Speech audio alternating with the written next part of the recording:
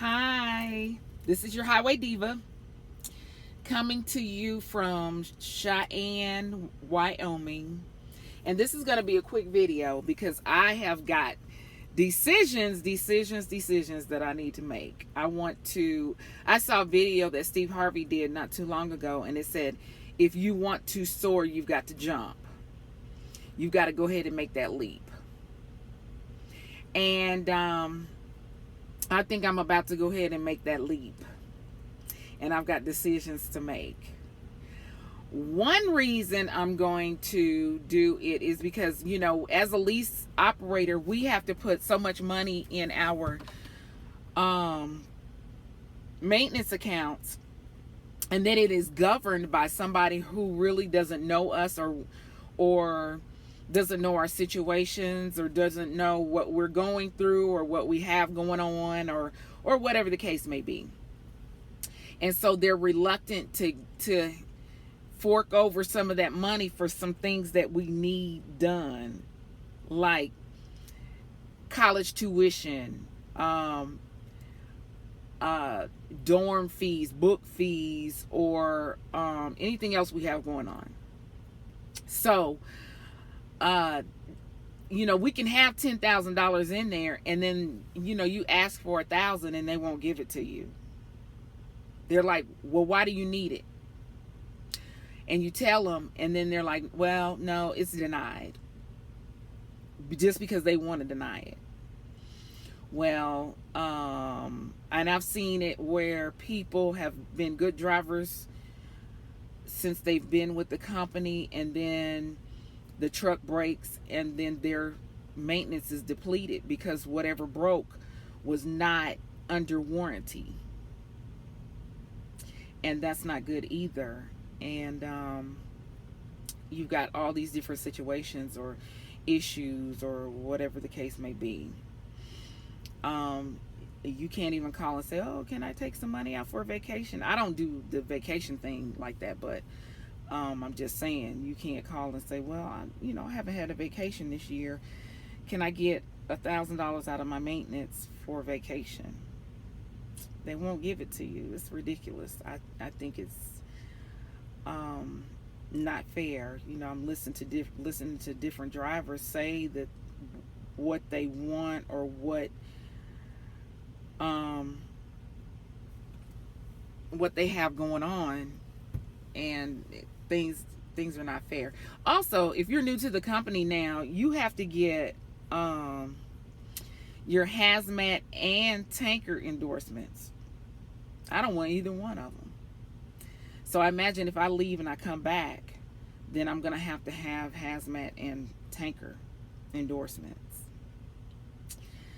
And it doesn't matter to me because I'm not going to take a tanker. And as a lease operator, I'm not going to take a hazmat load. It's not going to happen. The hazmat, as long as I don't have to put any placards on the truck, I'll take it then. But otherwise, if I have to stop at a railroad crossing or do anything extra, I'm not taking it. So it doesn't even matter to me. Also, I am going to have the opportunity to actually get to see how good TVC is. My son recently got a ticket. He is a truck driver. He drives for Martin. And he recently got a speeding ticket in the car. So he called TVC, and they're gonna he is gonna show up for court, and so is TVC, and we're gonna see if we can get this reduced or taken away. Also, you drivers who leave the company and you have great driving records, or you've only had one incident or whatever the case is, and then you go and you get on with the company and then you don't like them and you start applying someplace else and nobody's calling you, you need to check your DAC report. You really do. People need to, you can call me. I give advice. I do. But let that be your first step, is check your DAC report. You're wondering why nobody's calling you. It might be what your last company said about you. You don't know what they said. So you might want to check your DAC report. I think that's the greatest advice I can give is for you to go check your DAC report and keep up with that type of stuff. So now I also want to say that FFE is a great school to come to. We are one of the best in the business, and I think we're the only one that does less than truckload refrigerated, and we can load our own trucks and trailers, and trailers, and I think we're one of the best in the company, in the business.